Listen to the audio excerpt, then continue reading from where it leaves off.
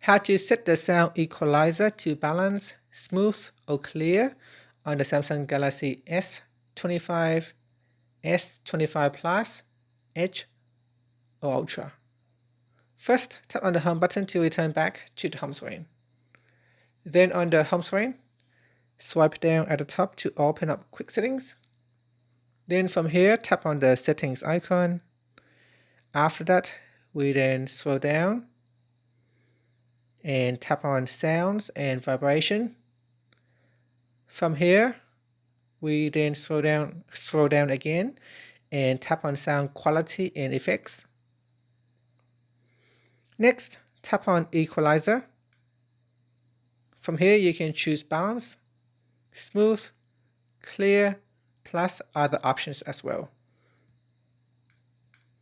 And that's it. So you can see as I choose a settings of this equalizer bar will automatically adjust it. You can also manually adjust, which means it is set to custom mode. And that's it. Finally, tap on the home button to return back to the home screen. Thank you for watching this video. If you find it helpful, please like and subscribe to my channel for more videos.